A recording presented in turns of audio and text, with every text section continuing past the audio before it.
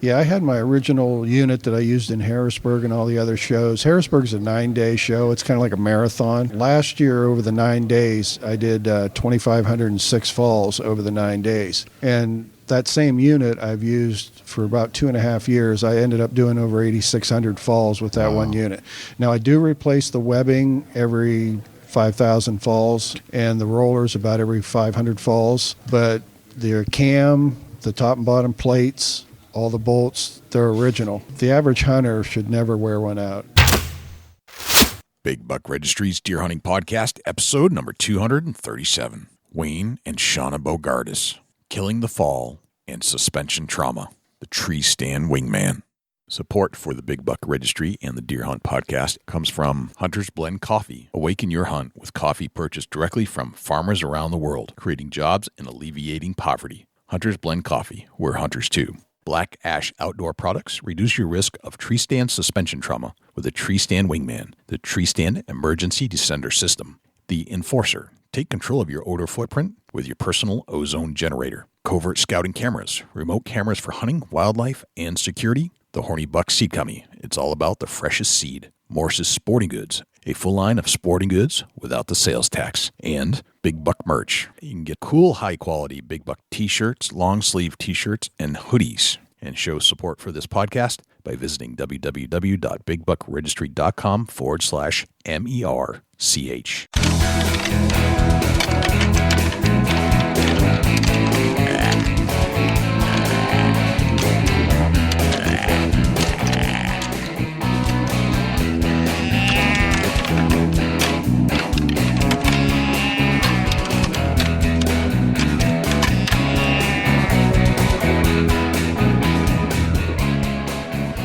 Big Buck Registry is a virtual museum of hunting stories. We preserve a piece of Americana by interviewing and recording hunters about their hunts and experiences from across the country.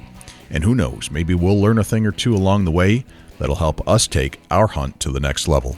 This is Cameron Coble, the average Joe blue-collar bow hunter, and you're listening to my number one favorite podcast of all time, Big Buck Registry's Deer Hunting Podcast. Hey, this is Dr. Ken Nordberg. You're listening to my favorite podcast on the internet, Big Buck Registry Deer Hunting Podcast. Hi, this is Shane Mahoney from Conservation Visions Incorporated, and I'm listening now to one of my favorite hunting podcasts, Big Buck Registry Deer Hunting Podcast.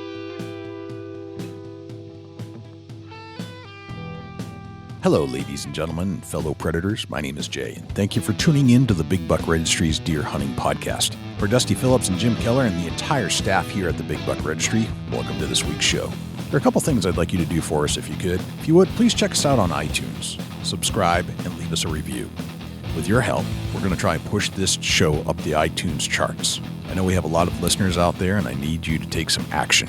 I need you to leave a review and subscribe to the show. If you do subscribe, that'll give you access and notification each and every week that a new show is released. You can also access this show in its entirety on YouTube, Stitcher, TuneIn Radio, iHeartRadio, Spotify, and Google Play. It's all right there for you to access on demand at your fingertips. Regarding the harness program, we have an ample supply of harnesses to give away from our volunteer donors. If you're in need of a full-body harness, please send an email to j@bigbuckregistry.com. Tree stand safety is a hot topic, and it should be. Studies show that tree stand accidents are by far the leader in serious injury or death to a hunter. There have been some major advancements in safety through the years compared to the days when the hunter would limb climb a tree into a wooden-built tree stand. The harness has also come a long way since the early days. The attachment straps aren't as limiting. Devices like the Lifeline now keeps us attached to the tree. But suspension trauma, should you slip, is still a major concern. Wayne Borgardus has invented a device that's a game changer and addresses all these issues. The device is lightweight. It attaches easily to a tree or a lifeline, supports a hunter of the larger or smaller variety, works with any harness, can be used over and over, is affordable, and will safely drop you to the ground should you fall. Here's the story of the Treestand Wingman. We'll get to our entire interview with Wayne and SHAUNA Borgardus of the Treestand Wingman in just one moment. But before we do, let's turn to Jim Keller for the deer news. For the Big Buck Registry, this is Jim Keller with the deer news. Our first story this week are Maine moose shaking deadly ticks. This story is from the Outdoor News website. Maine biologists say that there are signs that the number of winter ticks on moose is declining. The Portland Press Herald reports that biologists are optimistic that the state will issue a similar number of hunting permits in 2018 as in 2017. State Wildlife Division Director Judy Camuso said that recent checks of moose showed the fewest number of winter ticks in the last 4 years. The parasite has helped decimate moose numbers in the Northeast in recent years. Through studies of collared moose, biologists have been studying what causes moose to die. Department of Inland Fisheries and Wildlife biologists will recommend the total number of moose hunting permits in March. Camuso told the department's advisory council that Maine's biologists won't know the full extent of moose mortality caused by winter ticks until May. Have you ever seen a vampire deer? This story is from the Clarion Ledger website and was reported by Brian Broom. When James Underhill from Caledonia, Mississippi, found a dead buck on the side of the road, it didn't seem all that special, but when he began cleaning the skull to mount it, he discovered something very unusual. What Underhill saw was an odd pair of teeth. They were located in the upper jaw about halfway between the molars and the front of the mouth. It was something that perplexed him. Looking for more information about the deer, which are sometimes referred to as vampire deer, he called a Mississippi Department of Wildlife, Fisheries, and Parks officer. The officer said it's pretty much like finding a doe with antlers, Underhill said. He said he gets calls about 2 or 3 a year. It's rare, but it does happen. Mark Harrington of Backwoods Skullmount said he found one in much the same manner recently. Harrington has been doing skull mounts for 12 years, and in that time, he said he's found a bullet in a deer's head with no visible wound, a deer with significant skull trauma that had healed, and one without bone in the roof of its mouth, but never upper canine teeth. Steve Demarius of the Mississippi State University Deer Lab explained the fang-like teeth. There was a study in New York on 18,000 white-tailed deer, and they found 1 out of 1,000 have them. You have to look at 1,000 white-tailed deer skulls to find it typically. Scientists believe that early species of deer had fangs that were used for fighting, and over hundreds of thousands of years they developed antlers for fighting, and the fangs disappeared. Delaware hunting bills await action. This story is from the Milford Beacon and was written by Christopher Kersey. Bills that could be considered by the Delaware General Assembly would legalize airbows and limit liability for donated deer meat. 2 state legislators have sponsored a bill to legalize airbows for hunting deer. Now illegal in Delaware, an airbow fires arrows using compressed air rather than pulling back strings. Representative Jeff Spiegelman, a Republican from Clayton, is the primary sponsor of House Bill 157, which allows the use of airbows for hunting deer in place of a shotgun during any shotgun deer season, according to the bill's synopsis. The bill cleared the Agriculture Committee last year, and it's been placed on ready list for voting by the full House. Senator Bruce Ennis, Democrat from Smyrna, is the primary sponsor of Senate Bill 117, which allows a pellet gun, airbow, and most other air guns to be possessed and utilized for hunting in Delaware, the bill said. The bill was approved by the Senate June 20th, 2017, by 20 votes in favor.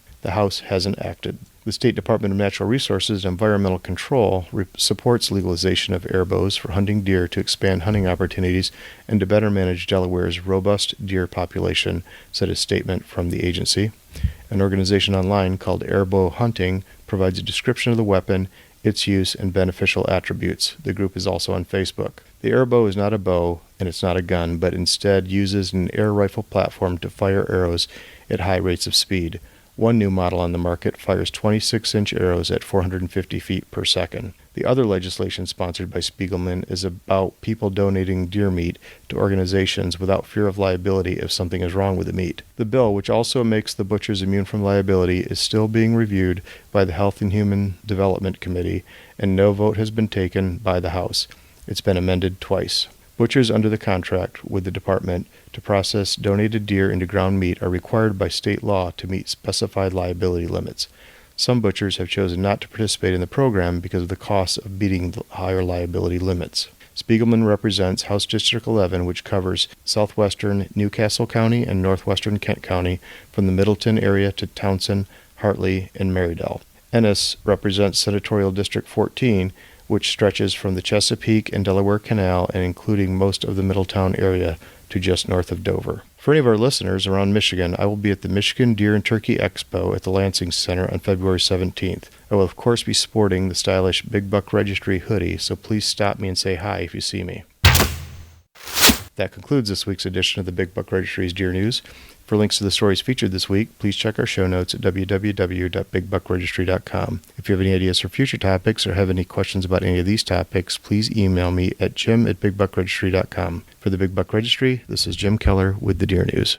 Thanks to Jim Keller for the Deer News. Without further ado, here is Wayne and SHAUNA Borgardus of the Treestand Wingman. Wayne and SHAUNA Borgardus, welcome to the Big Buck Registry's Deer Hunting Podcast. How are you, my friends? Very good, thank you. Thanks for having us.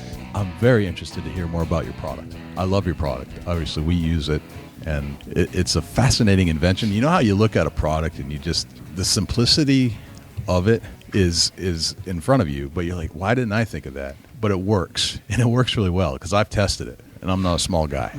It made me feel good in the stand. It got my mind off of that whole aspect of falling out of the tree stand that is always in the back of my head. Not that it shouldn't be, but it made me focus more on the hunt. That's what it came down to. That's one of the biggest benefits of this product, besides the fact that it's going to keep you safe from a fall, Right.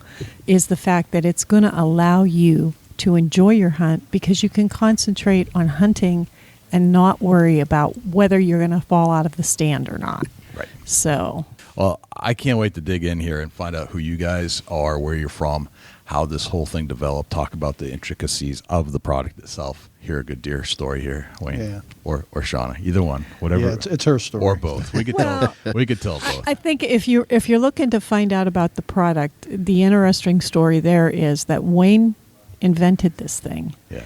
but he worked on it for 6 months, and I never knew that he was even thinking about this thing. I thought he was building a new climbing tree stand. So he had plans in the shop, and I'd seen blueprints for that, and I thought that's what he was doing. But Okay. that's not what he was doing. All right, let's get into that story in a second. Let's talk about you guys. Where are you from, and where did you grow up? Well, I actually grew up in Black Ash, Pennsylvania, which is just a little dot on the road. There's Okay. really nothing there. And I grew up there pretty much my whole life till we moved to Sagertown after we got married. But I'm a journeyman tool and die maker. I own a tool and die shop, and that's kind of where my background comes from, engineering and tool and design. So SHAUNA and I met. Actually, I was working in a tool shop. I was selling parts in a tool shop, and that's where we met. He brought his dad in, who was also a tool maker, and he wanted a clock spring for a mill. And they came in and they asked for a clock spring, and I turned around and I grabbed one off the shelf and I set the box on the counter, and his dad picked it up and started opening up the box. And Wayne said, "You don't have to do that. She knows the right part."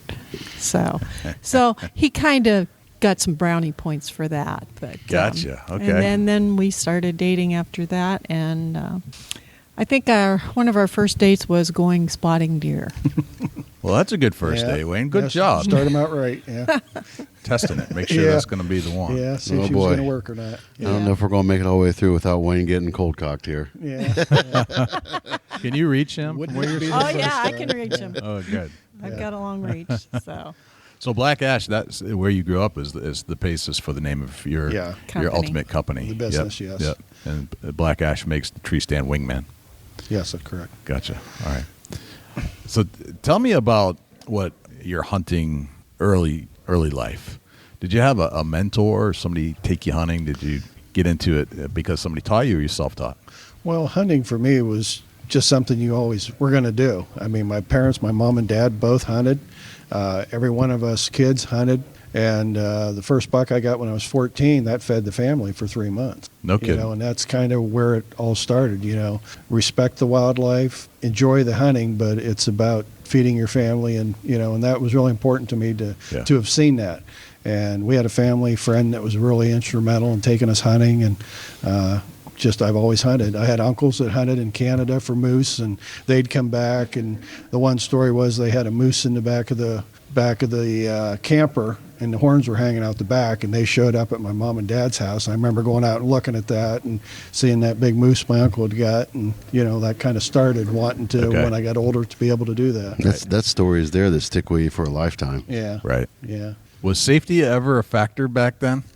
No, and I was telling a guy here a while ago about my first tree stand. It was a little platform. I think it was a TSS. Yeah. barely big enough for your feet, no harness, no nothing. And I used to hunt 30, 40 feet in the air. And back then, I didn't know any different. You know, I didn't know I should be afraid of that. And so as I've got more and more stands, I had a Summit, and it came with a harness. And I think it was in the fall of 2013 when I first come up with we needed something better.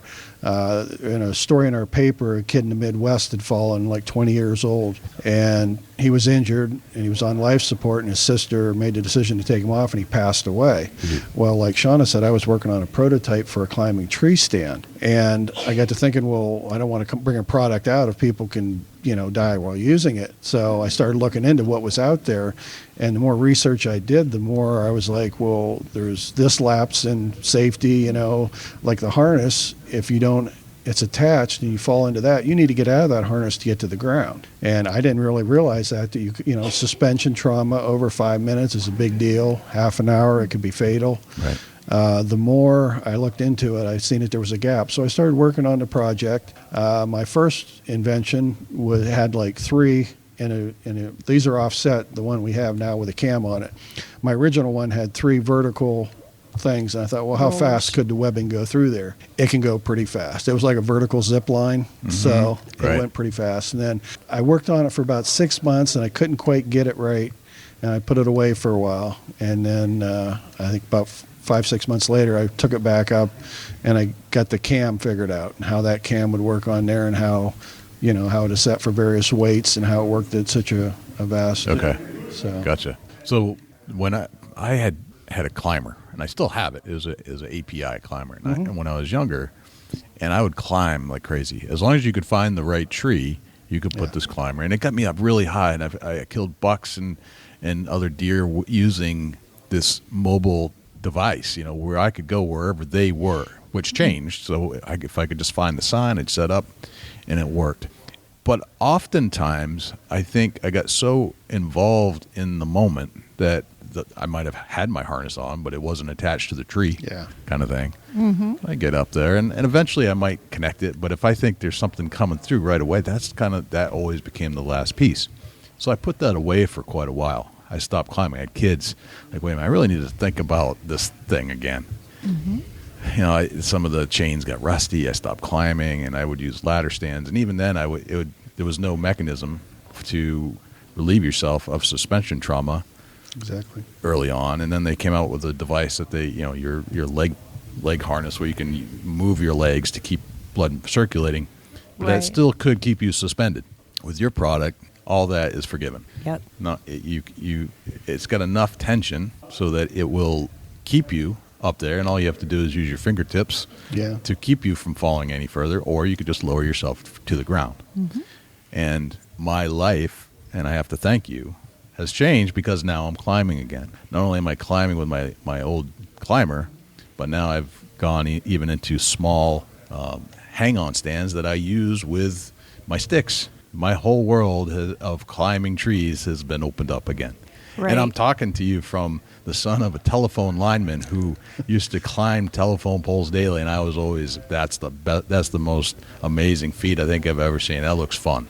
Yeah. So I love being in trees again. It's great. Yeah. Well, for me, I grew up with a hunting family as well. My dad and my brother were hunters all through my youth. And, of course, I've always been horse crazy. So I did go out. My dad was a coon hunter, and we would go out with him at night and follow the dogs and that. And I did do a little bit of deer hunting. But what happened was I wound up married to a city man and didn't do much in the outdoors. How dare you? I know. What were you thinking? How silly, huh?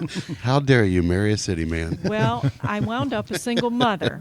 And one night, my ex-husband called up and he said, "What are you doing?" And I said, "Well, I'm cooking supper." And he said, "What are you making?" And I said, "Well, we're having steak." And he said, "Where are you getting the money to buy steaks?" And I said, "I went deer hunting and killed a deer."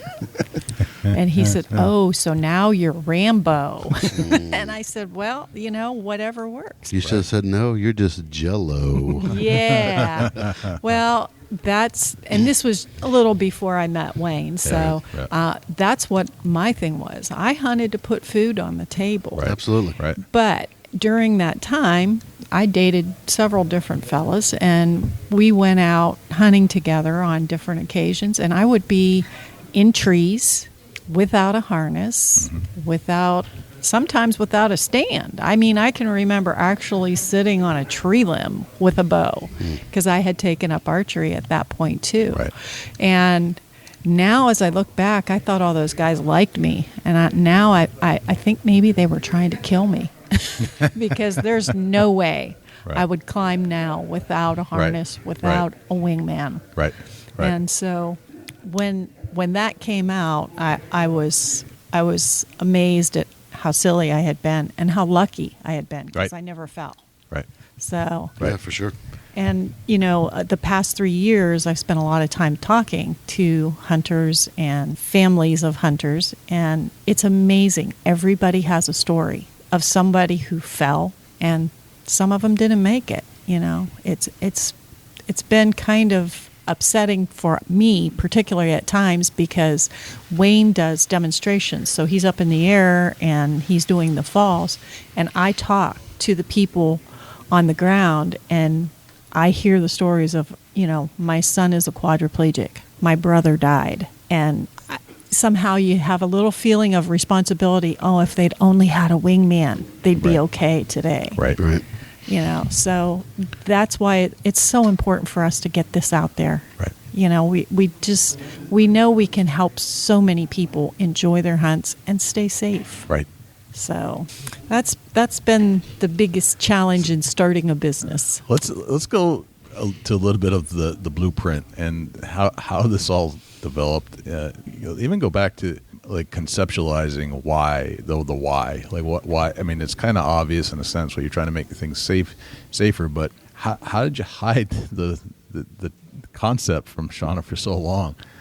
Well, I'm a pretty busy guy. I mean, I have a tool shop where I'm working doing that a lot, and blueprints are nothing to have them laying around. Okay. But, I just trial and error, working on different things, trying to make it simple, but something that was reliable and would always work.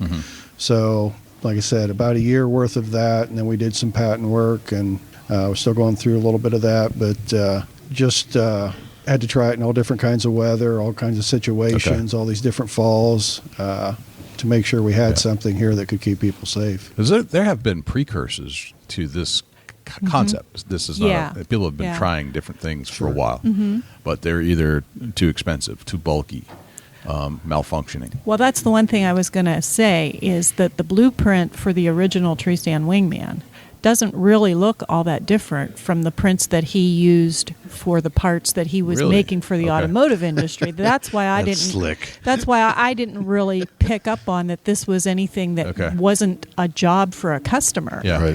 Right. So I mean, obviously, when he was working on the concept for the stand, it had a little design in it that identified that to me as a stand. But the other part, the plates for the wingman, didn't stand out to me. So, and I do all the books and the paperwork for his tool shop. So the only clue would have been that these didn't go to any job number.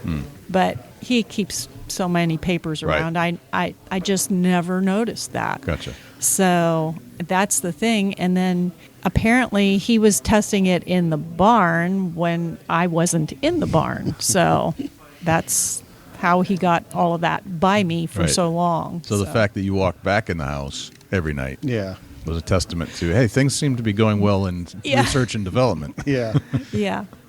Did you, the way that I found out about this product was after I interviewed John Lauk from TMA.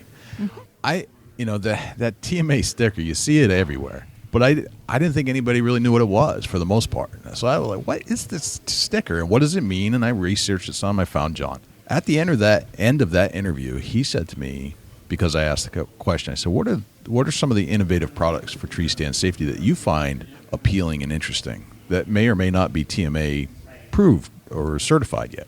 He said, the one that I think is probably the best is the one from Black Ash Outdoor Products, because that has more potential than probably any of the products that we've seen out there. But he also said that it wasn't TMA certified. And to clarify, that it doesn't have to be. And he said he wasn't sure why you would necessarily, because you're the only one that has this particular kind of style. You want to speak to some of the TMA stuff and why you might or might not want to have that sticker on there? Yeah, John had, matter of fact, I talked to John yesterday, and he's looking at developing standards for an auto descender. Okay. And once they have that, then the Treestand Wingman can be compliant. We basically went and tested it to all the standards that the harnesses have to do. And on 2 of the standards, they require that it holds you for 30 seconds. But because the Wingman automatically lowers you to the ground, we can't comply with that. Right. But it did lower the dummy both times to the ground safely, and which was stated in the testing. So it's just a matter of the wording, and we have to decide what kind of tests we're going to run with it to be compliant. The TMA just puts out industry standards, Right. and you either comply with them or not. So It's along the lines of OSHA. Right. They don't actually have a certification for a product, Right.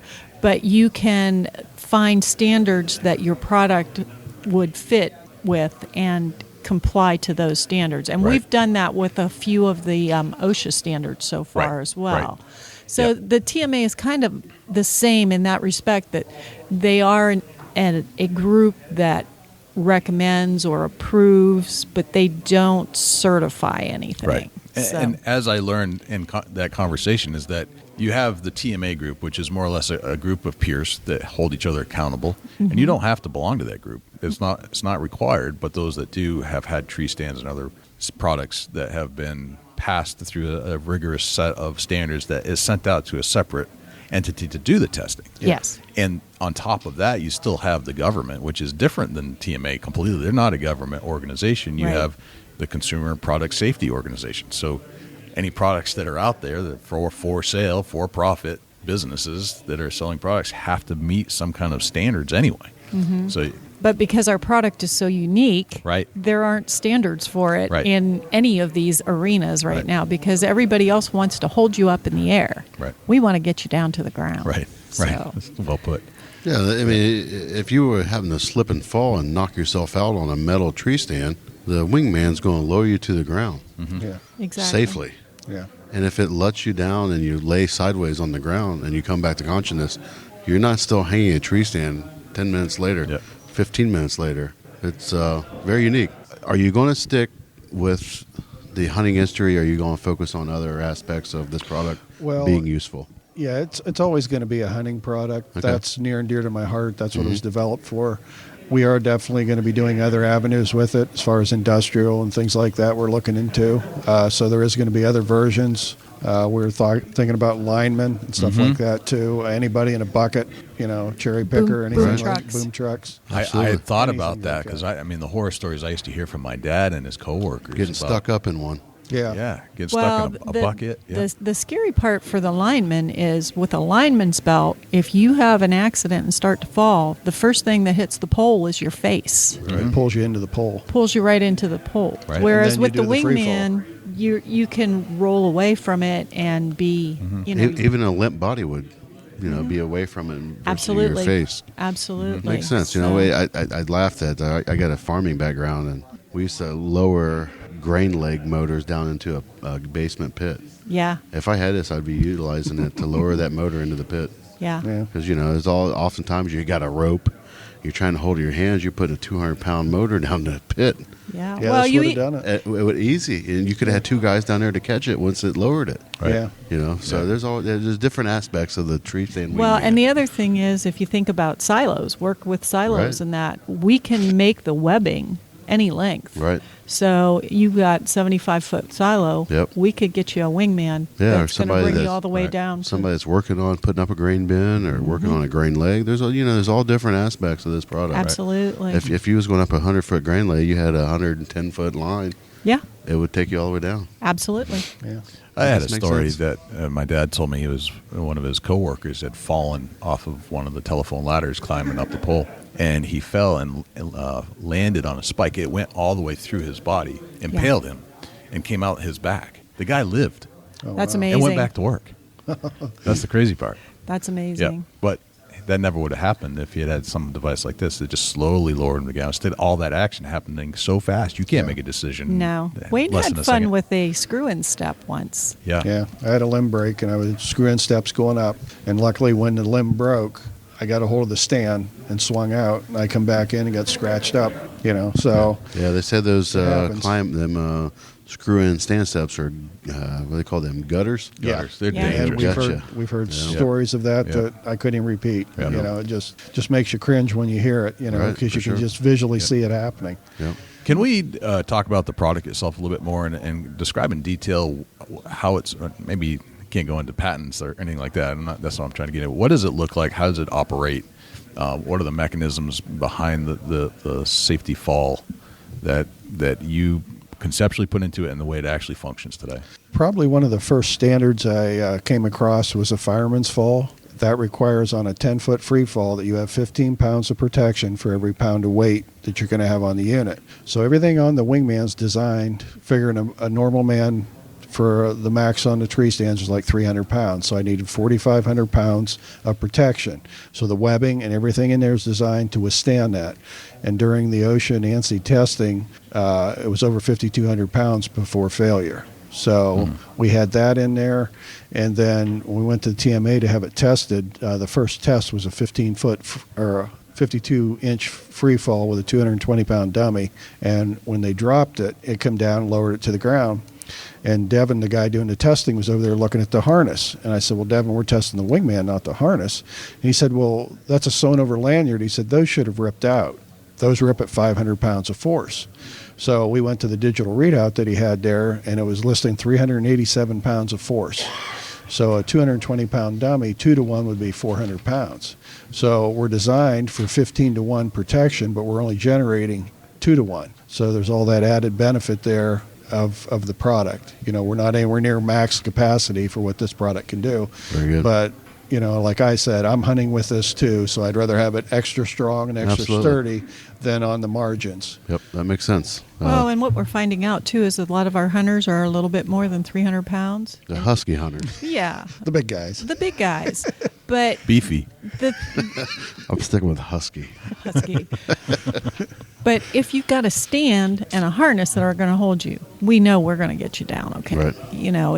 It's just making sure that you have that stand that can support you and take care of you. We'll get you down as long as they can keep you up. Yeah. So What did your workshop look like when you were screwing things into plates and had webbing all over the place? Was it a mess, or are you a neat guy? No, not really a neat guy. It was part design. I would design something to go out and machine it up. I'd test it and say, well, what would I do better? The cam was kind of the special recipe there that actually pulled everything together. When I came up with that kind of everything fit together and just a matter of tweaking things. But once that all came together, everything just worked fine with it. So, All right. Very cool. when you look at Wayne's shop, you kind of have to think of a mad scientist because that's how things look. Right. Well, He knows he where knows what's everything there. is, Yep, I was getting but ready to say I that. couldn't find anything in And there. that's okay till something happens to Wayne. yeah. Right. At this point, I have copies of all the blueprints and everything. As disorganized as he is, I try to be. Oh, you anal. got to have some. I mean, I try to keep copies of everything. I go to grease a piece of equipment. I've got more stuff laying around than I ever would need. Yeah. But that's the way it is sometimes. Right. Yeah. What are some of the other statistics that you've heard out there? I know there was an article recently, like with the Wall Street Journal or something. Yeah, the Wall Street, or no, it was the New York Times. New York Times. New York Times came out and they were talking about tree stand falls as the silent killer of the hunting industry. And they were talking about how many people had fallen in New York and how it's pretty much glossed over most of the time. People don't really talk about it. I mean, it's like a big dirty secret that nobody really wants to tell. Nobody wants to know that this sport that everyone loves so much can actually be fatal without ever involving a weapon. There's a big deal now about, gun injuries or archery injuries, things like that. But they don't really talk about what happens if you fall out of a tree stand or if your equipment fails for some reason. Okay. What made you actually get into the safety side of the hunting? Where did it spark from? I guess just looking into it and seeing the need. When you see the number of statistics, I seen one that between 2000 2007 there was 46,000 injuries in tree stand accidents. I mean, that's a big problem. Right. So just maybe an article explaining how many accidents were sparked your interest of maybe trying to save some lives in the hunting industry. Exactly. Very good. Did you the minute you read that, you say, I know what I can do?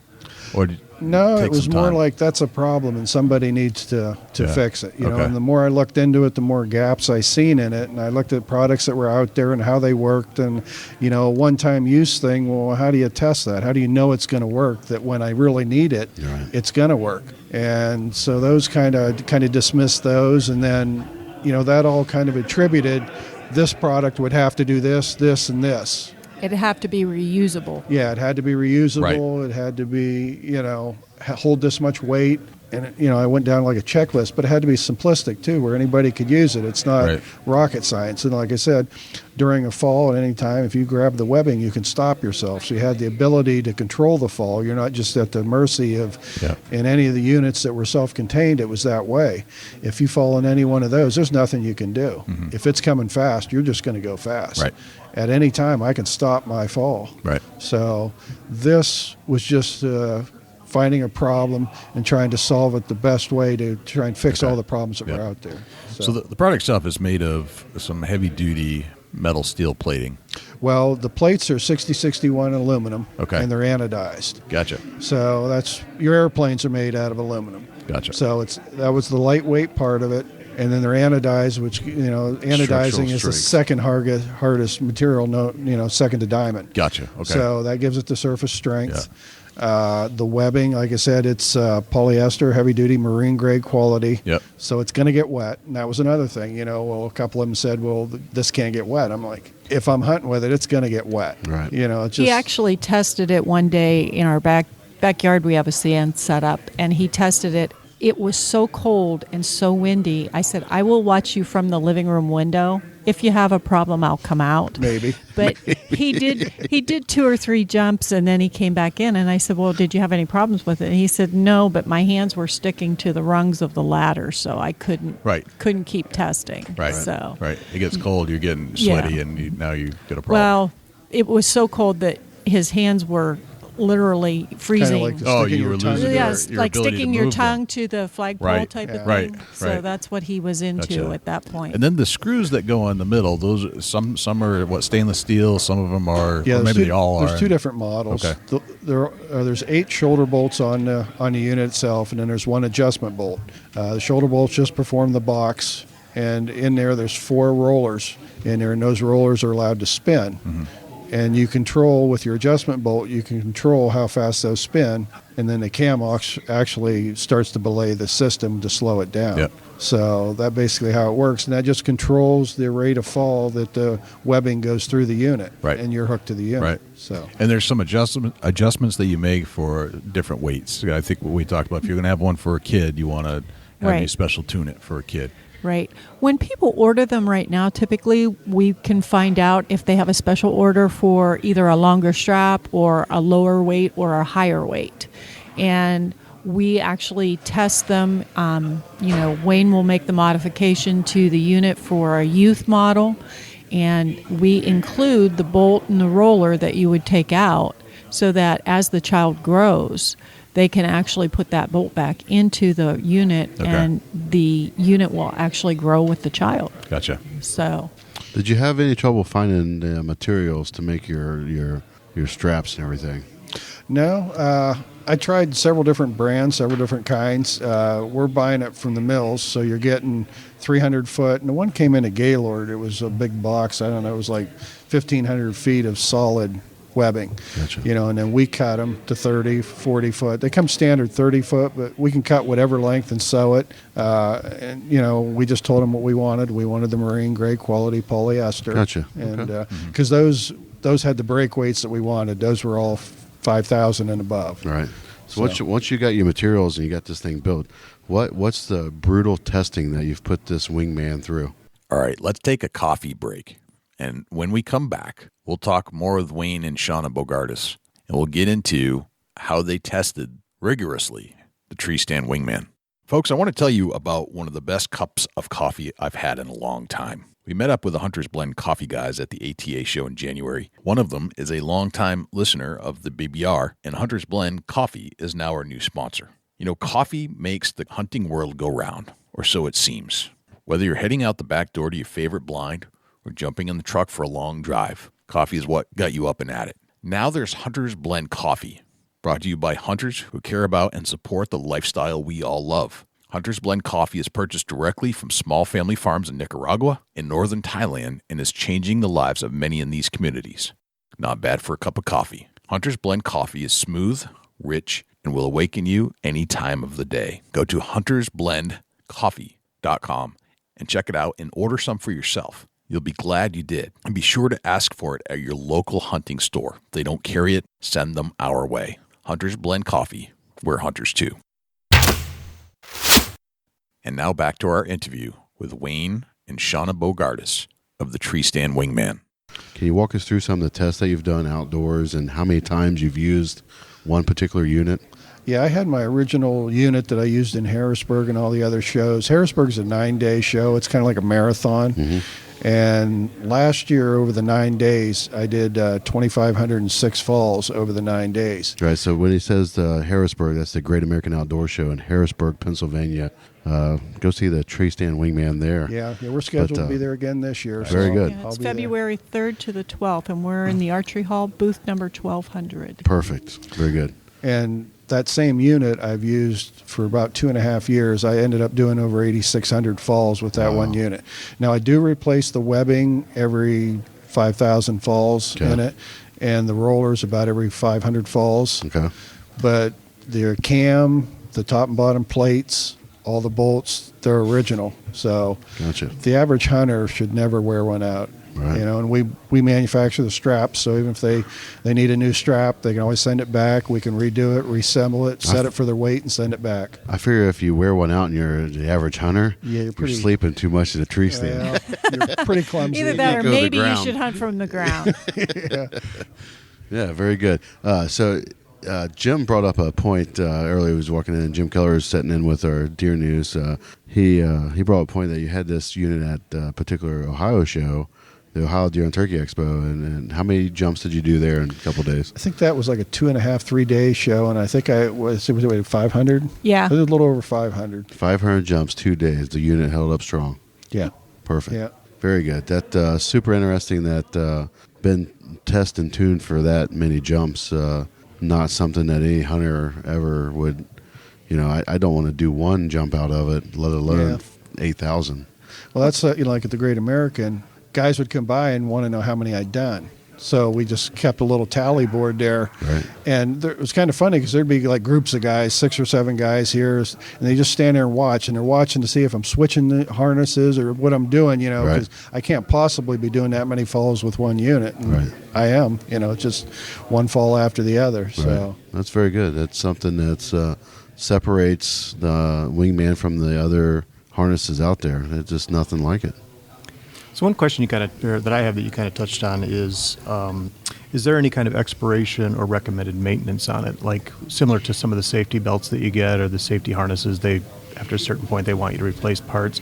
Is there any maintenance that you've come up with? Yeah, as far as the Wingman, that's basically for liability's sake, and we do the same thing. Every 4 years we recommend that they send them back, and we can put new webbing in it if they want to upgrade. The other thing about it is if you bought like number 2 off the assembly line 3 years ago and you wanted a Pro Series this year, you could send that back, and I could send you your model back, a Pro Series. So everything going forward, if we make any adjustments, they're going to be upgradable. So you'll be able to have the latest and greatest, just paying, the difference in the price of them. Gotcha. So nobody's stuck with last year's model. You'll always be able to get your latest and greatest. If the webbing's showing signs of wear or fatigue, you definitely want to, I do recommend that like 3 times a year I take mine out, my personal one that I hunt with, and I do a few falls. I'll put it up in a set of rafters, go up like 6 feet, hold on to the webbing, and I'll do 2 or 3 falls and make sure everything's working good. I look it over. And if I was hunting with it and I had a serious fall where it actually, it deployed and lowered you to the ground, you want to look everything over and make sure that everything's, the way it should be. Well, you want to check all your equipment after Yeah. each use, and this is the most important thing. I mean, everybody likes their $1,000 bows and how fast they go, but when it comes right down to it, this is the most important. Your harness and this are the 2 most important things you carry into the woods. Right. So have you done any testing with ozone and on the harness nylon?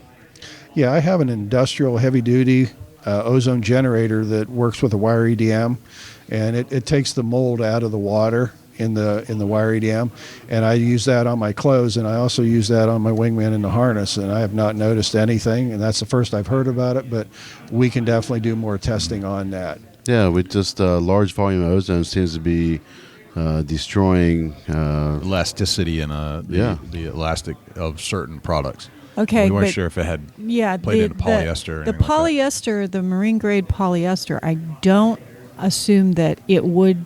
UV doesn't affect it at all. Right. I've had straps that we've left outdoors for. Well, I actually tie my miniature horses on some leftover ends of the webbing, right? And those straps stay outdoors 24/7 through rain, snow, everything, and they haven't degraded a bit. Good. So I don't really. I don't think it's an issue. I think it's more of the elastics. For, I don't know.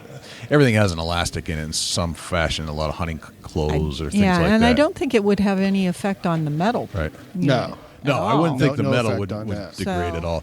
What I noticed about your straps, and I mean, sometimes you get the straps that come with like a ladder stand. You're supposed to wrap the straps around the back of the tree. I've had those degrade in a year, but your stuff is different than that. It's heavier weight. Heavier weight. It seems Heavier break weight. More durable. It's made of some other product that is not part of the standard stuff. And why on earth that stuff would degrade in a year on the standard ladder stand package, I have no idea, but this is different stuff. Yeah, it's the type of material that it's manufactured from. Her son got stuck in Erie in the big snow there a couple weeks ago, and the only thing I had in my truck was 2 of the straps you're talking about off of a stand I took from my deer stand. I hooked them up and tried to pull his car out. They snapped instantly. Yeah, it was like, wow. It snapped before any of the weight of the car actually got on it. I moved a stand this year from a stand I put up last year, and I went to pull it up at the new spot or to secure it, and just pulling them securely, snap. Both of them snapped. Yeah. Like, how is that a safety product? Well, the thing is, with straps and things on stands, I think every year to 2 years those should be replaced. No, Yeah. They just degrade too much. I mean, it's not worth your life. I mean, if you got the Wingman on you, though, you're still hunt them out till they break. Yeah, You got a Well, descending device. I'm kidding. One of the things we looked at, and one of the initial designs Wayne had, was some straps that you could actually connect the Wingman to the ladders as you were going for a up. ladder Yep. stand. But then we did research on the ladders, and those rungs will not withstand a fall. Right. a fall. Right. They will not. The rung would have pulled away. So believe that's that. why we went back directly to the tree Right. or to a lifeline. Yep. And so you have to remember that we use the maximum standards that we can find, but a lot of the manufactured stuff that's out there uses less stringent standards. Yep. So, I mean, And that's an interesting point, because if you use this product, it can be used in 3 different ways or thereabouts that I've seen, and maybe more. You guys can weigh in here. If you're using a climber or if you're using sticks, right, you can wrap the harness around the tree with the loop, and then the product itself comes through the top loop. yeah, and the back tree down stand through. becomes your tree strap It's itself. your tree strap. It's the strap that you would normally have strapped on. And initially, I was like, I don't know if it gets too loose, is it going to fall? No, it's solid. Yeah. If you put it on right. I put it on wrong initially. I don't get it. So I had to go play with it and practice it once. I would recommend practicing. Yeah, with it. Absolutely. Yeah. Because as simple as it is, well, a fairly seasoned tree climber messed it up the first time.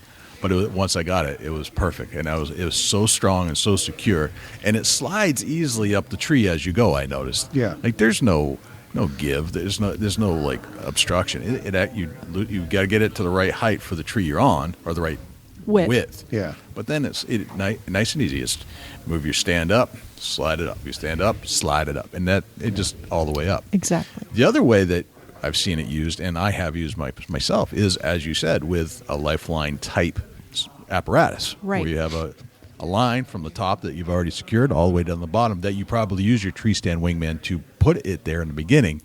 But now you click onto that. So even if you fall, even if you get stuck, the lifeline is there to keep you from falling to the ground. But with this, it will slowly, Yeah. Right. you can Exactly. control it. Right. Yeah, two parts. on the lifeline part, when I get up to the top of the stand, I will actually take sometimes and run a tree strap through the loop, unhook the prusik knot, and then I can take that loop and put it to the far side. Right. Reason being for that, if something happens in the stand or on your climbing sticks, that way you're going to fall away from everything. It'll pull you away and you'll go down the opposite side, so you're not falling down into the ladder or into the sticks. Right. And actually, one of my original webbing actually had the tree strap with one of them tree strap connections. Yep. And because we could go down and so light and weight, I was worried about a kid going to a tree and putting that in backwards, and it just pull back out if he fell the into buckles it. Yep. is what he's So talking with about. this, once you put that through that loop and you start climbing, you're hooked up. You're hooked up. You know, You're attached. that way I figured if a kid in a climber, he's going to be hooked up the whole time he comes up and down. There's no way Yep. to get out of it. Right. So That bottom falls out, you're still okay. yeah, you Yep. can take your top and bounce down till Yep. you get to the Yep. bottom and go back Yep. up. So this prevents a lot of things. So you're supposed to attach your bottom to your top, so that if it slips on the tree, that bottom isn't falling to the bottom of the tree. Sure. Because you have no way to go get it. With a tree stand, you actually have a way to go get it Yes, safely. absolutely. That would be one of the worst case scenarios, because that should never fall to the ground. You're supposed to attach the top to the bottom of the climber. Right. The apparatus itself, it has one hook eyelet, right? Eyelet, yeah. Where you put your carabiner onto that from your Right. your harness and it works with all kinds of harnesses, obviously, because if the harness has a strap to a carabiner, it can hook onto the eyelet. Exactly. And, because there isn't the impact force that you would normally have in a fall just with your harness hooked to the tree, your harnesses get less wear and are more Durable. efficient and durable. A lot of tree stands will come with, I call them spaghetti harnesses. Yes. They're just tiny little straps and all of that. And when we went down to have testing done, we took several of those harnesses with us. And the tester looked at them and said, I don't usually like to use those harnesses because a lot of times they'll cause a failure and then I'll Right. have to fail you. Right. And we said, well, we're not really worried about it. He told us to bring 5 units down and 5 different harnesses. And during the testing, I basically stood there and rethreaded the same one over and over while Right. he was preparing the dummies Right. because we just never had any trouble with it. Right. And he was completely amazed at that. Yep. In fact, when we got to the 5th test, which was the Superman fall for the 300-pound dummy, he said, I really want you to use a different harness and a different wingman. And we said, well, Yeah. okay. And Right. we had no problem with that Right. either. But And I can see where that could be a problem. As good as the wingman is, it's still, you have that other component that you're not in charge of. right. Yeah. The hunter is, to Yeah. make sure that the rest of your safety equipment is still in good working order. And it's important, too, that when you're practicing with your wingman, you get the opportunity to make sure that your safety harness is adjusted properly for you. right. So Right. I get a lot of guys telling me that they can't get their harnesses over their hunting gear. They have too many clothes on. The fall rescue device, the little strap that you're supposed to put your foot in, most of those are attached to the back of harnesses. Correct. And I've had a lot of guys tell me, once I get all my gear on, I can't reach it. Yeah. If it's back there, I have to take it out and put it in my pocket. And I said, well, you can take it out and put it in your pocket, but if you have a wingman, you won't need it. Right. So Right. Right. Makes sense. Yep. How much does it weigh? 1 pound, 6 ounces. That's crazy. 1 That's pound, with the 6 bag. ounces. Right. Yeah. with the bag. With the bag. See that? And 30 feet of webbing. 1 pound is worth its weight in gold. I mean, that's Absolutely. What's your life worth? You know? Right. It's selfish if you Right. don't have Right. some kind of falling device. It doesn't add any weight to your hunt. And we're always, as hunters, you're always trying to be a minimalist in a lot of ways if you've got a long way to go.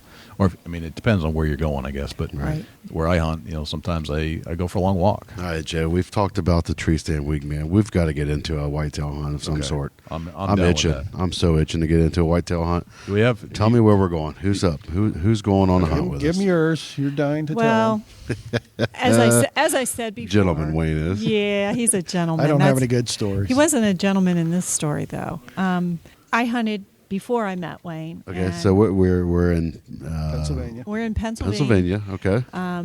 And he had me up in a nice little ladder stand that was leaned up A wooden against one, yeah. nice straight tree. It was a wooden stand, and he let me use his fancy gun because we were just dating then. I was still and, trying to impress and he her was back still Courting trying. her- He courting was her a still little trying bit. to impress me. So, and of course, I hadn't got onto this business that It must have worked though. putting- That's the thing. putting It me up- worked. Putting Good me up in the job. air Like that. without any safety harness was really not good for me. But at any rate, we went out first morning, and What was the weather like? Tell me what the weather conditions were like. it was cold. It was 3-4 inches of snow. but it was we're clear. midwinter. It was, Midwinter. it was Yeah. clear that It day, was- though. There was not a lot of wind, but the tree swayed a little bit. Very good. Just a little bit. That fancy gun. It must have been very good. She remembered this whole hunt. The fancy gun, that I was worried about that because Right. I knew if I did anything to this gun, that was the end of this relationship. Yep. But I sat there for probably 15, 20 minutes. I mean, Wayne had left. He was going to some other stand. So he just hauls you out there, quiet drops you off, He and says, dropped "Here me you go." off and said, "Get up Okay. there and sit down, and I'm going to go. I'll be over here." Well, I thought over here wasn't too far away. Right. So I'd sat there about 20 minutes, and I heard something, and I kind of stood up on the stand, and I looked, and from behind me, there was a nice little 8-point buck just trotting down through. He wasn't in any particular hurry, and I had plenty of time to get on him, and I made the shot. So what would you think? Okay, I'm going to stop you right there for just a second. What you thinking? Yeah, he's going to hear me shoot. He's just right down. I did think that. He's going to hear me because he's thought, just right over there somewhere. He's just right over there. He's This is going gonna to be great. He's going to hear me, and he's going to be so impressed because I killed this deer. Right. And I made the shot, and when I made the shot, that tree stand just wobbled around, and I swear it went a foot down under my feet. I mean, Right. and I thought, oh my God, thank God I did not drop this gun. Right. Good thinking. All I was worried about was I didn't drop the gun. So Not- at this point, you just shot a deer. You've got a tree stand that's very unsturdy, Uh-huh. and you've got your potentially future husband's fanciest gun he owns because he's courting you and trying to get you to stick with him. So he hands you the finest. Yep. So where do you go after you've shot and you're in the stand? I watched this deer, and he went right down to the little logging road that was only about 50 feet away from him, piled up right there. Oh man, that's perfect. So I sat there for a few minutes because I know better than to get out of the Right. stand too fast. And I sat there and I watched, and he was down. He wasn't going in. So I thought, oh, cool. I'll just go down there and I'll sit by him because one of the first deer that I ever shot was taken away from me by another hunter in the woods. Very sad. And so I was concerned that I had finally killed a buck that I thought was pretty decent. Mm-hmm. Nowadays I wouldn't, he's just a young fella. But I thought it was a pretty decent buck. I thought it was going to impress my boyfriend. And so I was all shaky, and I got down out of the stand, and I went over to the buck, and I got my tag out, and I filled it all out and got it attached to the antler and everything. I can see the excitement in your hands. And You're I very excited. I was so excited. I was like, dang, it's early. First thing I shot this deer. And so I sat there and I waited. We didn't have cell phones or anything with us, and I thought he'll come, heard the shot. and he'll go get the truck, and we'll get the deer, and we'll get everything done here, And so I waited, and he didn't come, and he didn't come. Well, pretty soon his brother came up over the hill with his little truck. I flagged him down and I said, Russell, I said, I don't know where Wayne is. I said, I shot this deer. And so he helped me and we got it out and got it up in the back of the pickup. Did you ever consider dating the brother at this point? Well, Fine rifle or not. on that day, so it kind of gets worse though. Okay, Because okay.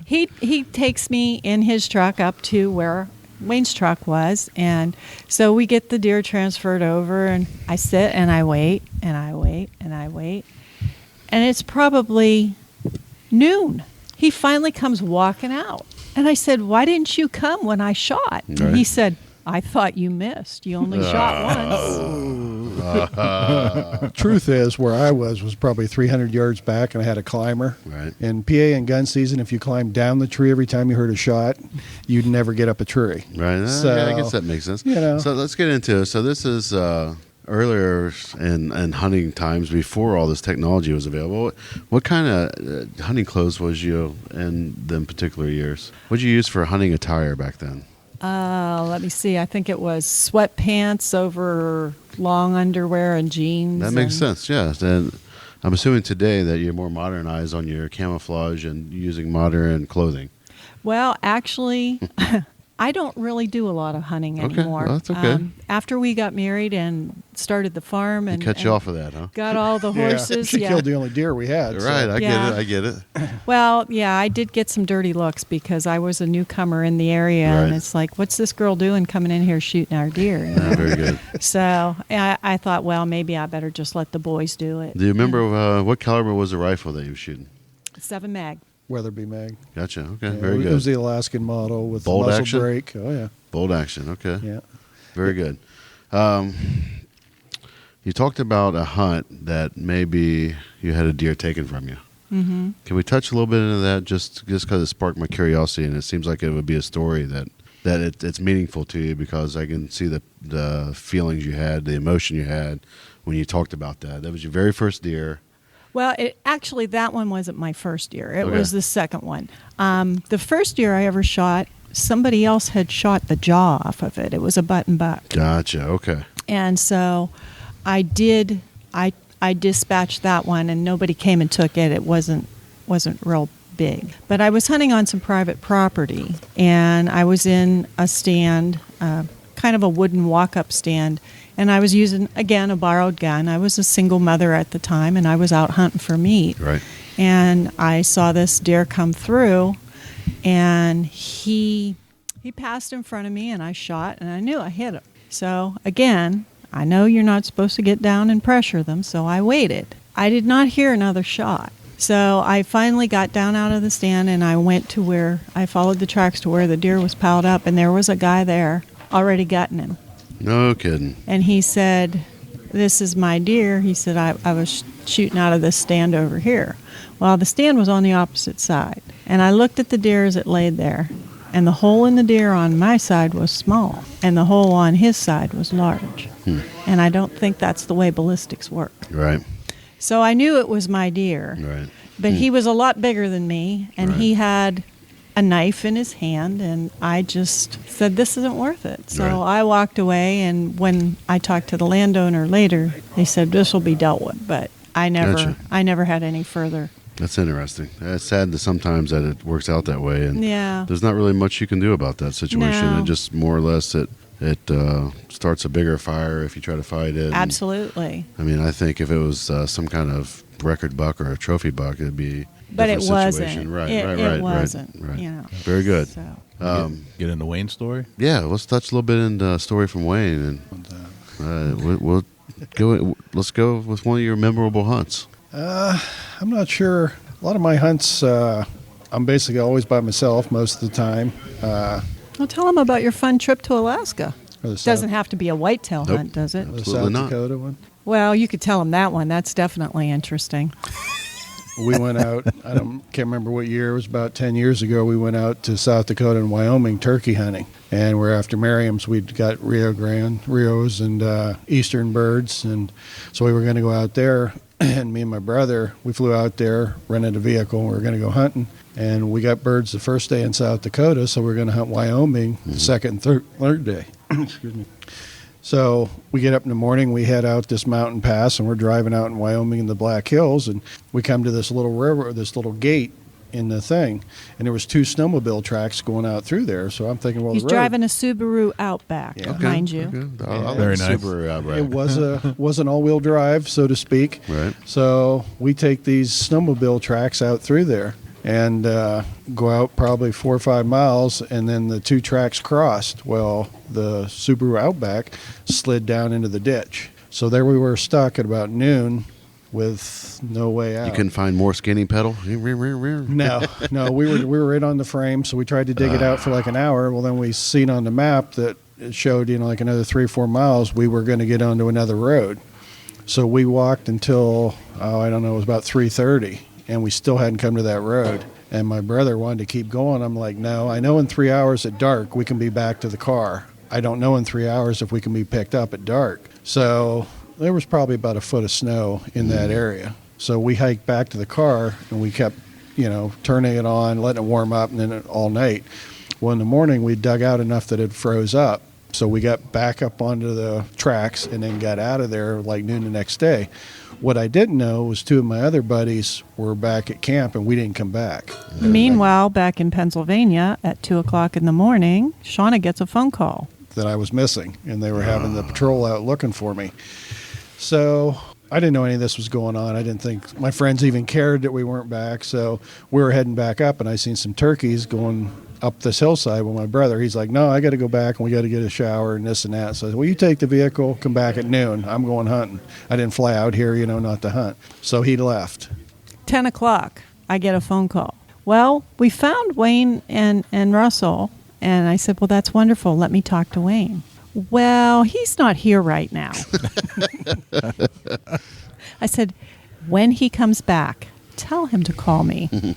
So, but I worried from 2 o'clock in the morning till 6 o'clock the next day because I didn't know what happened. Right. So she had visions of me being strapped to a vehicle, being hauled back. I didn't know whether his brother car. shot him. I didn't know whether they were in an avalanche. I didn't know You they were were getting trying. limited details. Yeah, very limited, Little sketchy. and I didn't know that they were trying to drive a car on a snowmobile path in the middle of the woods. So. Not my greatest moment.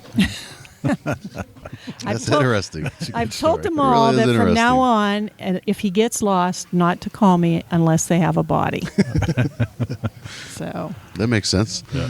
Jay, you want to launch off the 10 rapid fire questions? I think that 10 we'll rapid fire questions. do it. We'll ask the question, maybe start with you to answer, and then go to Wayne. okay, And maybe the next question will go into Wayne and then you. Yeah. okay. I don't have to look at the first one. What's your number one hunting tip? My number one hunting tip: Yep. sit still. It's a great one. Mine would be probably patience and persistence. Very good. All right.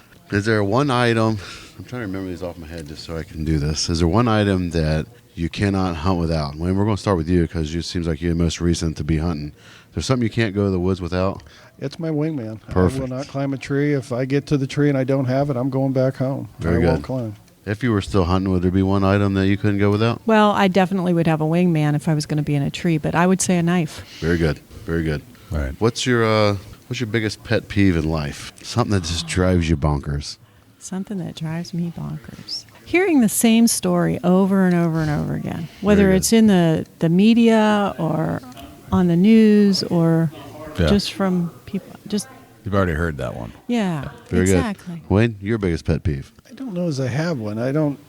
I can tell you what his is. What's that? Okay. My wife moving things, Yeah. Well, yeah. That's, putting things away. That's a given. It is Yeah. completely disorganized Have shop. you ever Right. seen that post that I says have I don't everything usually where I know where it's Where you at. know I where don't it's at. usually Somebody lose things, moves it. but if I do, my wife moved it. That's right. That's Yep. Okay, you're right. That's it.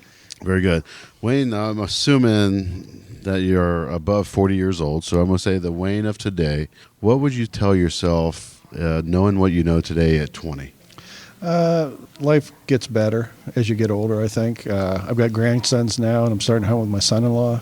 Don't forget your granddaughter. And I've got a granddaughter, too. And just, we were out with my one grandson, and we're teaching him how to shoot and stuff the other day. And it was just thinking back to the people who did that for me. It was Right. just really Right. important. Assuming you're around 30 years old, what would the 30-year-old today tell the 20-year-old, knowing what you know today? Don't take things so seriously. Tomorrow's a new day. You can always start over. Very good. Very good. Question number 5. You're at a hunting event, a convention. You're walking through a lobby, or at the hotel at the hunting convention. You're walking through the lobby, and somebody says, "Hey, what do you do for a living?" How do you answer that? I guess probably a tool and die maker, inventor, husband and grandfather, dad. That's all. Very good. Guess who I am. I guess I'd say I'm a businesswoman and Very good. wife, mother. Very grandmother. good. Question 6. One of my favorites because it's always interesting. Wayne, what'd you have for breakfast this morning? I had eggs, ham, sawmill gravy on biscuits. I'm eating with him tomorrow. Yeah. Yeah. Very good. I don't following starve, you. No. Yeah. What'd you have? Pretty much same thing, Very except I good. didn't do the sawmill gravy. Very good. So, All right. What is sawmill gravy, by the way? It's got the sausage chunks and stuff Okay. in it. All right. Yep. I think. Sure. he doesn't cook much. I'm just on the eating end. Right on. Right on. You get a blank canvas, a billboard. It's a blank canvas. It's on the side of a major interstate in PA. What would you put on that blank canvas of a billboard? Be a saying, a phrase, anything of Be interest. kind to one another. Very good. Same answer for both? Yeah, I guess. Okay, Yeah, very that's good. a tough one. Very good. Yeah, you could have a Treestand Wingman on it, I guess. Very good. Very good. If I say the word successful, who's the first person that pops in your mind and why? Well, we were this morning at the CEO banquet, and I just was sitting there thinking of, everyone talking, and I would have to say he had a pretty rich life, and what he had done and what he brought to the ATA. I was real impressed with that. That would be a good. One of my favorite people that if I could sit down with somebody would be Norman Vincent Peale. Okay. Power of positive thinking. Very good. And Yep. Okay. Very good. What's a typical day in your life look like?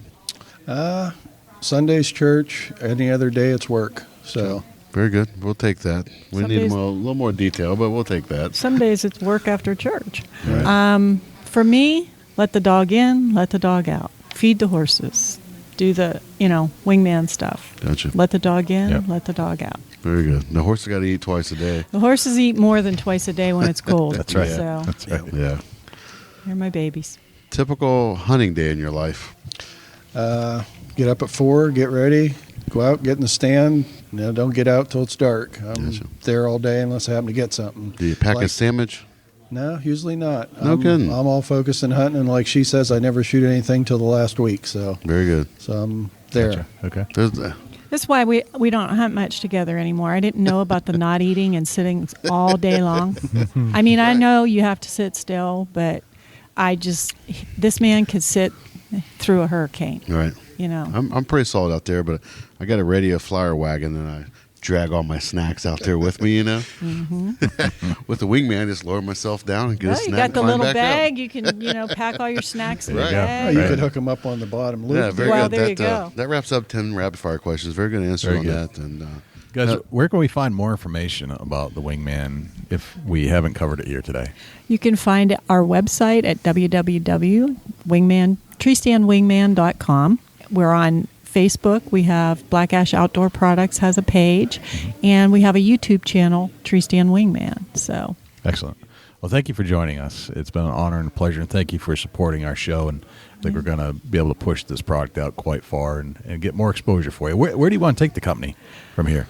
I want to see everybody that climbs a tree using a Treestand Wingman. I don't want to hear these stories anymore. Yeah. It's really sad. It's really hard to listen to the stories of parents who've lost their kids, of dads who've, kids who've lost their dads. We found my dad laying at the bottom of the tree. It's awful to listen to that. I mean, if you have any empathy in your body at all, it's hard. Mm-hmm. And if you're going to climb, use a wingman. Right. Because you can always get down and you'll live to hunt another day. It's a great birthday present, Christmas present, Father's Easter Day, present, Mother's Day. anything. Yes. It's a yes. great present Yes, for the it hunter is. in your life. It is. So, And I had a really big push this year at Christmas of people telling me I'm buying this for my son, daughter, Mm-hmm. whoever, I want them to have it. So, and there's people that don't hunt that can see the value in this Yeah, for there are other their loved professions, ones right. that use it, Yep. Yep, very much Very so. good. Awesome. Guys, thanks for stopping by. Well, thanks for having us. Thanks for having us. I appreciate Wayne and Shauna sitting down with us for a little while and going through the steps that they went through to develop the prototype and then the final product and bringing a very needed product to market. And again, we don't always feature a particular product on the show. In fact, usually we don't. But in this case, because it's such a different device, and different meaning that it covers so much ground. There have been other devices like it that have tried, but this one is lightweight. It's incredibly well built. It's not going to inhibit your hunt in any way, and it will most likely save your life if you do fall. How can we ignore that? How can we ignore trying to save a life or two of our brethren hunters and telling you more about this product and really exposing everybody that listens to this show to Wayne and Shauna to show that they're great people and that they're really filling a void here for a desperately needed device that will slowly descend you to the ground amongst everything else that it does. So the cost is worth every cent. It's not that much money. Right around $100. I don't know how you go wrong. So we're looking forward to working more with Wayne and Shauna and seeing where this product develops. And I certainly hope everybody that's listening to the show goes out and gets one. Dusty, do we have a Chubby Tines tip of the week? Yeah, and I'm going to refer to a few questions I've had over the last few weeks of whether or not to leave your tree stand out in the woods or not. The Chubby Tines tip of the week is sponsored by Morse's Sporting Goods. Firearms, used bows, used bows, located at 85 Kentucky Falls Road in Hillsborough, New Hampshire. Give Jim a call at 603-464-3444, morsessportinggoods.com. Your dollars go further in New Hampshire. There's no sales tax. Morse's Sporting Goods.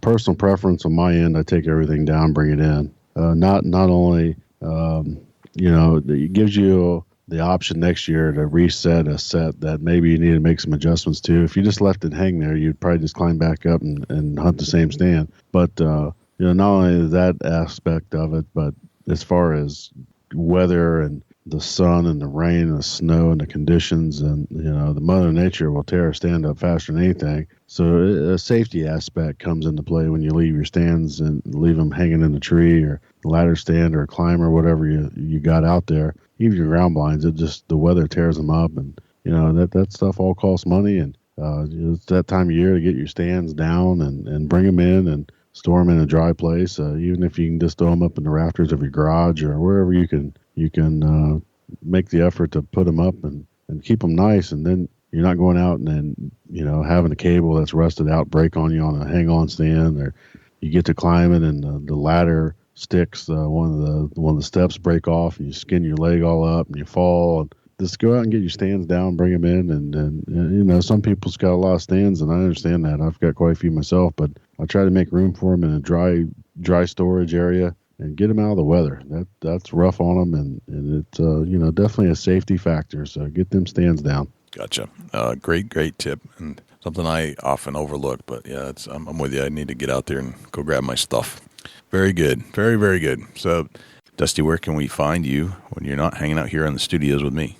Shoot me an email, dusty@bigbuckregistry.com. You can look me up on Instagram and Twitter @ChasingAntler, Facebook.com/Chubby Tines Outdoors. Jay, where can the people reach out to you when you're not on the mic? Likewise, you can shoot me an email, jay@bigbuckregistry.com, and you can visit us on Facebook, facebook.com/bigbuckregistry. We're also on Twitter, which is twitter.com/bigbuckregistry. We're also on Instagram, instagram.com/bigbuckregistry, and YouTube, which is youtube.com/bigbuckregistry. On YouTube, you can listen to all of our podcasts in their entirety. As far as videos are concerned, it's a boring video, but the audio content is there, so you can actually listen to our podcast. You can also listen to all of our live shows that we've done on Thursday nights when we do them, and we've gone back and re-interviewed a lot of our previous guests we had on the show just to put a face to a voice, let's put it that way.